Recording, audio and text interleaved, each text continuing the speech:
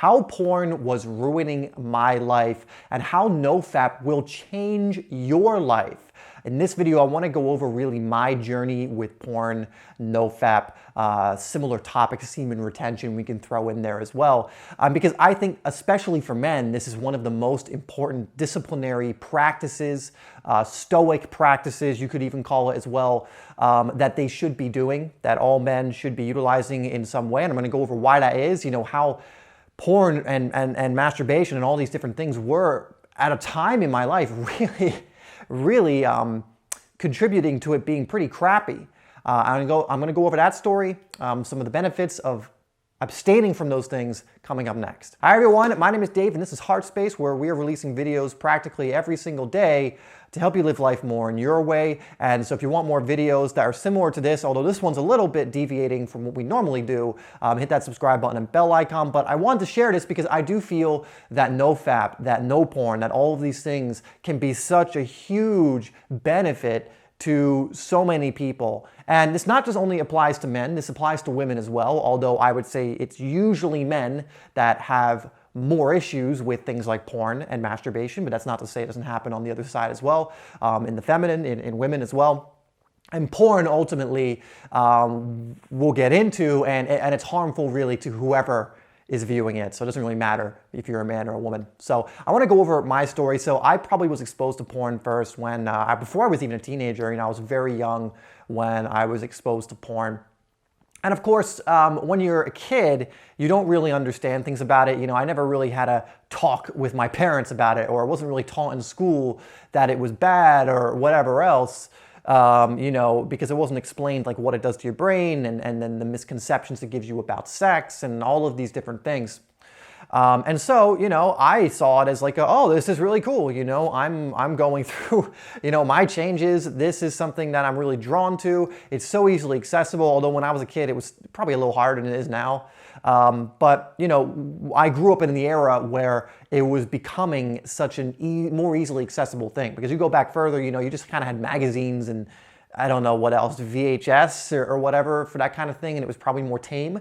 Where if you look probably modern day, and even if you go back like when I was a kid, so and I'm talking like 11, 12 years old, even if you go back to there, it was way more abundant and easier to find. So especially for kids growing up now, especially for young adults, they'll probably know the struggle of this, or at least have seen people struggling through this. So that's when it started for me. And, for me, it became very, very addictive. I had other things going on in my life at that time where I was going through depression, where I was going through, a bunch of different things. And porn and, that kind of thing really became almost like a crutch. I used to, whenever I felt one of these depressive states coming on, and it happened quite frequently, that would be one of my coping mechanisms. And so not only was it something that was delivering pleasure, in a very easy way, so you don't have to work for it or anything, it's just like you pop on the computer and you have at it. But it was also something that I used as a coping mechanism when I wasn't feeling great. And so it became this thing I had like this almost double whammy, not only the addictive nature of porn itself kind of being embedded into my young developing brain at the time. Like, let's remember, I was started at 12 and I was probably watching porn consistently every single day or close to, up until my maybe even early 20s, or maybe I was doing it a little less in college, probably because I just couldn't get a loan to do it. That's probably the only reason, if I'm being honest. But really until my early 20s, I was, a good decade of watching this stuff every day. And of course, I didn't know the harmful effects of it. Although I think intuitively we all probably did, for those of us that got caught up in this, because you don't feel great, you don't feel great afterwards. You don't feel great thinking about how much you do it, right? You don't feel any of that kind of stuff, which is, of course, a good indicator that it's something that's not great for you. But there was no research, there was no what we have now, like there's a website, I think, called Your Brain on Porn or something, which is, I recommend everyone who's having an issue with this or wants to learn more about this to go check out. I'll link it down below in the description, and it goes over how addictive this is watching porn. How addictive it can be, especially when combined, which most of the time it will, with fapping, masturbation. And it's actually pretty insane how addictive it is. I mean, we're talking like hard level, drug level of addiction when it comes to your brain. Like your dopamine receptors, just get all out of whack. And so what ended up happening for me, and why it was ruining my life, is it made it very hard to do certain things. It made it very hard to do certain things. For example, focusing. Right out the window. My brain was just like, like an egg that was just smashed on the floor. It was just all over the place. It was so hard for me to concentrate and to focus because it was just so fragmented. I didn't usually, except outside of sports, which because I think the only reason that sports I would actually put the work into to get better at is because that was even more embedded into my subconscious than porn, because I was doing sports, playing sports since I was a little kid and I loved it. So I actually, with goals and ambitions towards sports, would pretty much follow through on. But everything else, like things that would have been, delaying instant gratification, but would have had a bigger payoff later on. For example, getting better grades in school, certain projects. Even when I was first delving into YouTube and entrepreneurships and things of that nature, I would have setbacks because of this addiction where I would lose momentum, or I'd get into like a depressive state or whatever, and again that would trigger wanting to do this and all this different stuff, and it would hold me back in that regard.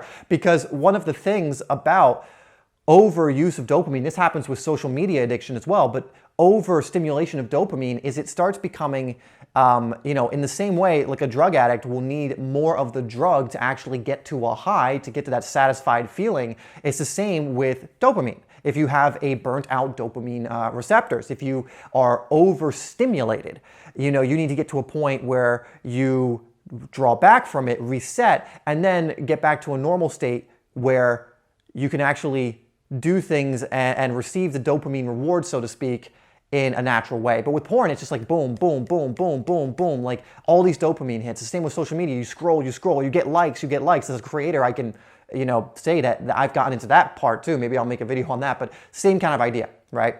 And so it was so hard for me to concentrate. Even athletic endeavors, actually, now that I think about it, I probably would have put more into it. I was putting a lot into it, and probably more than most, but I look back and there were plenty of things I could have done more with. I could have been in the gym a lot more. I could have been working on other aspects of myself to become an even better athlete. And I wasn't, and I'm sure this played into not wanting to do that, just doing, not enough, beyond enough, but not going that way extra mile that my ambitions really needed me to go to get to where I wanted to go. And because of this addiction, a lot of times I wouldn't do that. And now that's not like a cop-out to why that didn't happen or anything. It's just like I developed the addiction. That's my fault. I made the choices that led to that. But again, this is more of just how this was affecting my life. And so really it seems like one of these innocuous things, like, yeah, so what, you watch porn, it's not that bad a thing, there's nothing wrong with sex, which there is nothing wrong with, but it portrays it in such an inaccurate way, so to speak. It sets certain standards that just aren't real. And of course there's the addictive addictive component to it as well. And so again, it was so hard for me to focus. It was so hard for me to achieve goals. It was so hard for me to reduce instant gratification in other areas of my life. I started getting into the habit of like, I need the instant gratification now because my dopamine receptors were so just out of whack. It was so hard for me to build something, to work towards something.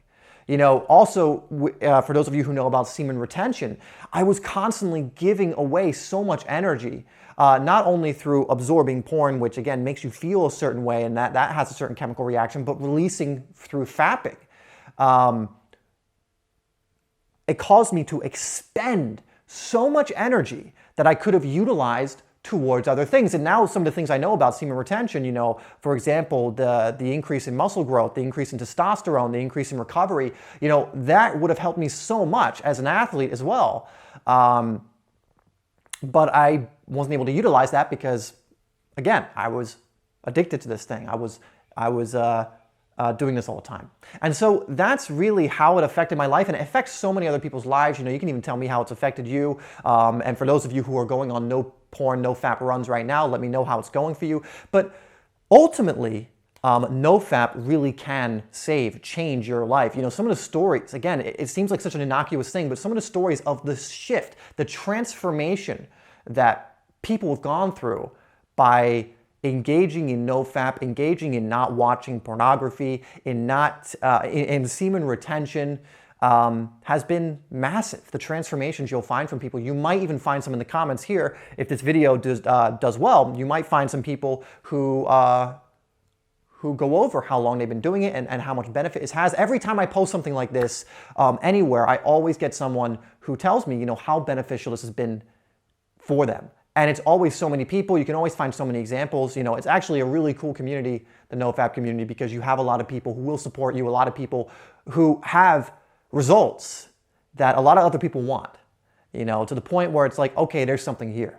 And so for any of you who are watching this who have an issue with porn, have an issue with fapping, I love that word, by the way, it's just so much more fun than masturbation, but have a problem with that, right? I would encourage you to first look at the website I provided for you, which was Your Brain on Porn. I don't know if that's the actual title, but I'll link it so you can actually get it. Fantastic website that goes over, again, the effect of this. I can't really remember every little nuanced detail of the effects of it, but it's pretty bad. It's pretty impactful. And so I'm going to put that down below. And also, I would issue the challenge of starting your own NoFap journey. And just to go for like a week or 30 days, you know, start off small, but to see and feel the benefits. You know, even after a week, you can start at least feeling the difference and benefits of just not watching porn, not fapping, all that kind of stuff. And so I challenge you to do this and to see if it's something that you want to move forward with as something that will actually benefit your life. You know, again, this is not something where I'm saying, hey, take my word for it. With anything I say on this channel, don't just take my word for it. Don't take anybody's word for it. Go out and do it and test it and see if it works for you. And I'll tell you this, if you go a month without doing it, and let's say it's something you regularly do, maybe you don't even think it's a problem, but you know, you do it every now and then, whatever. Do this for a month. And if you don't get results that you enjoy and think serve you, go right back doing whatever you were doing beforehand. But at least have the curiosity to see, well, if I did NoFap for 30 days and I didn't watch porn and I didn't watch, and again, while we're on the subject, if you really, really want to take it to the next level, porn also means looking at anything kind of suggested in that manner. You know, that means also going on Instagram, looking at, you know, a bunch of models or looking at booty pics or whatever it is, or going on, you know, whatever to do that. That's included. Like, don't be like, oh, your ego's going to be like, well, we can view this. It's technically not porn. Anything that's going to be giving you that dopamine hit. In a sexual direction, I guess we can call it, that's an unhealthy sexual direction, can be considered cheating on a NoFap challenge, okay, or a no porn challenge. So just keep that in mind. Don't be too hard on yourself though. Like if you do it and then go like, ah, crap, oh, I failed. No, it's okay. You know, just if you're aware you're doing it, just stop it and then keep going. But I challenge you to do that and to let me know as you're doing it, how it's going, the benefits that you're feeling and seeing. And again, if you don't feel any, there's no obligation to, it's not like, oh, I've got to do this forever now. No, it's like, if you don't think it serves you, never do anything that you don't think serves you. That isn't benefiting your life. That isn't helping you move forward as a person. So anyway, guys, that's kind of my story on how it really was ruining my life when I was engaged in it. Again, it was like a 10-year period, a little less than 10 years maybe, but from like 12 to my early 20s, around there, I was watching like that kind of stuff for almost every single day. You know, there might have been periods where I wasn't for whatever reason, but it was more likely that I had than hadn't. And it's quite incredible how something you would have once believed was, for the most part, harmless, or it's like, yeah, it has some kind of blah, blah, blah, but it's not that bad. It's always eye-opening to see how much it affects you, what the truth of how much it affects you really is. And again, take a look at that website I've linked down below to get a better idea of that if you really want to learn what's happening when you're consuming that kind of stuff. Anyway, guys, that's going to do it for this one. Hopefully that makes sense. Hopefully that motivates you to go on your own NoFap adventure. But anyway, that's going to do it for this video. Thank you so much for tuning in, and I'll see you in the next one.